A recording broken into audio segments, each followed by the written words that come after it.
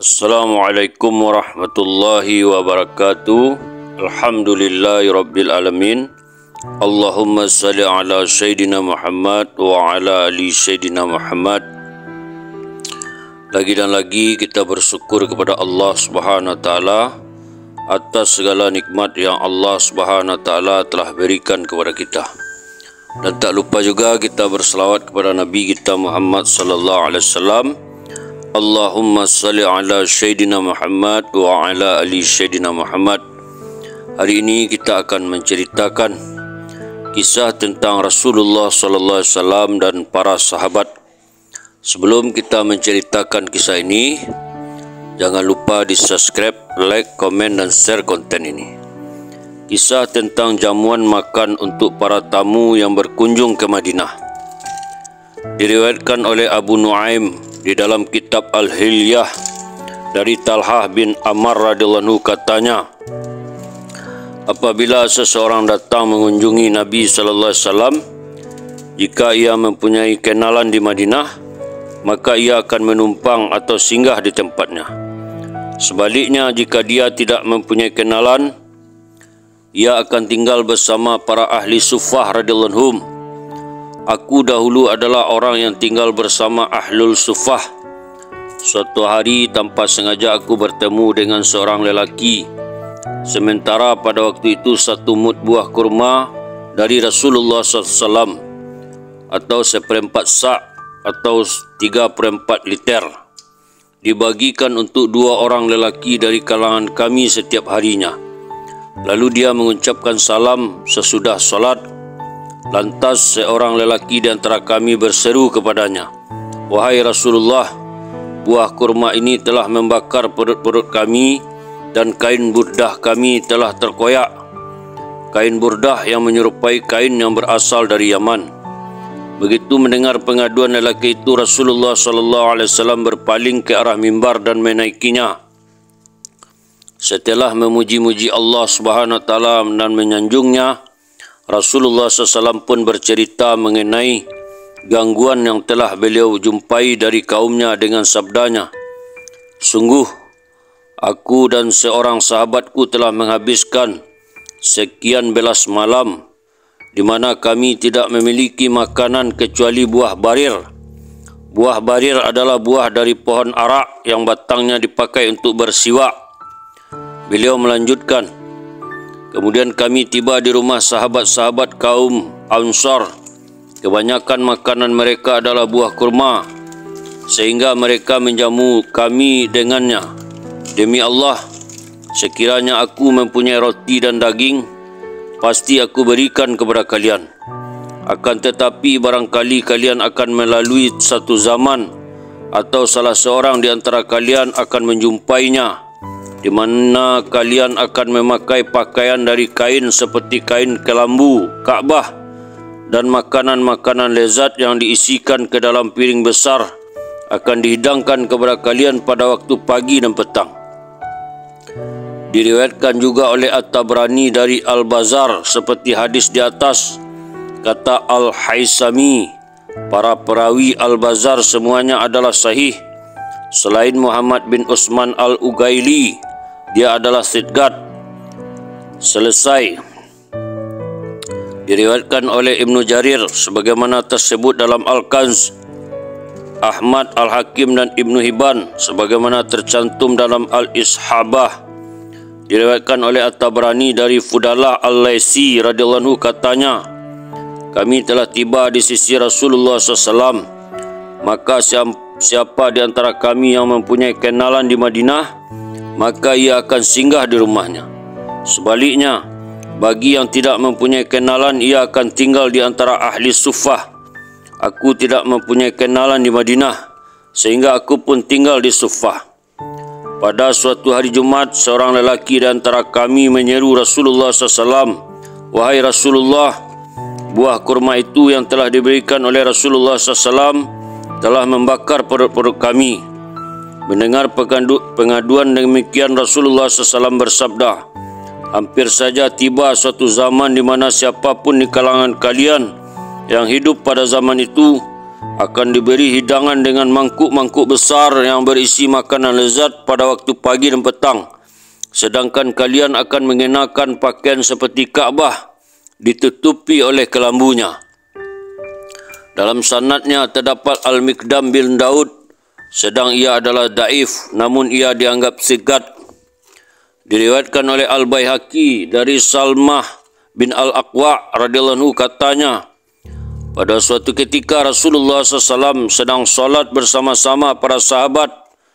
Setelah selesai solat, Rasulullah SAW berpaling ke arah para sahabatnya dan bersabda, hendaklah setiap orang dari kalian membawa beberapa orang semampunya untuk dijamu dengan makanan. Maka seorang lelaki akan membawa seorang lelaki, atau 2 orang atau 3 orang lelaki di rumahnya. Dan Rasulullah SAW akan membawa sisa untuk orang-orang yang tinggal di rumahnya.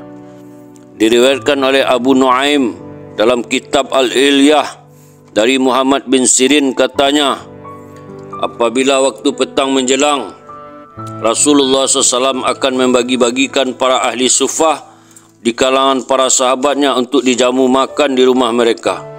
Ada seorang sahabat yang membawa pulang seorang lelaki, ada juga yang membawa pulang 2 atau 3 orang lelaki, sampai ada yang membawa pulang 10 orang setiap malamnya. Sa'ad bin Ubadah radhiyallahu anhu membawa 80 orang ahli sufah ke rumahnya untuk dijamu dengan makan malam. Diriwayatkan oleh Ibnu Abid Dunya dan Ibnu As-Sakir serupa hadis ini secara ringkas sebagaimana tersebut dalam Mutakab Al-Khanz. Diriwayatkan oleh Abu Nuaim dalam kitab Al-Hilyah dari Abu Hurairah radhiyallahu anhu katanya, Rasulullah SAW telah melewatiku dan bersabda, hai Abu Hir. Aku pun menjawab, labbaik ya Rasulullah. Baginda SAW bersabda, temuilah ahli sufah dan undanglah mereka. Ahli sufah adalah tamu-tamu Islam.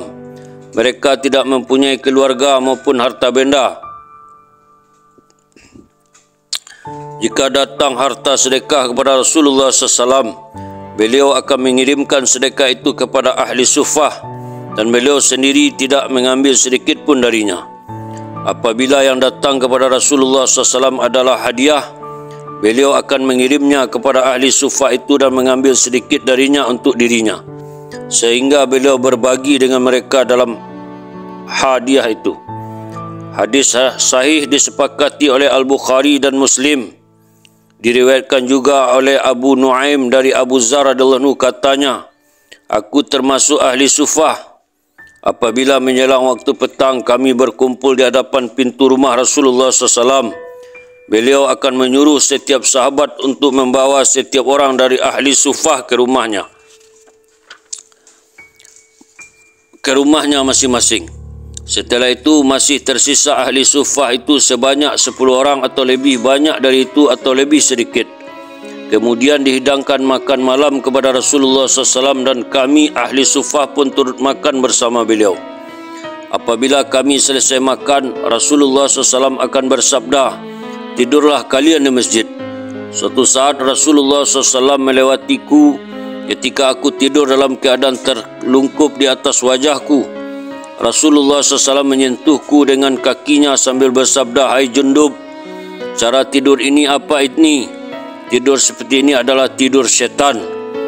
Diriwayatkan juga oleh Abu Nuaim dari Tikfah bin Qais radhiyallahu anhu katanya, Rasulullah SAW telah memerintahkan kepada para sahabatnya untuk membawa pulang para ahli sufah ke rumah mereka masing-masing untuk dijamu dengan makanan. Ada seorang sahabat yang membawa seorang ahli sufah ke rumahnya dan ada juga yang membawa 2 orang ke rumahnya sehingga tinggallah aku bersama 4 orang lainnya. Maka Rasulullah SAW bersabda kepada kami berlima, pergilah kalian bersamaku.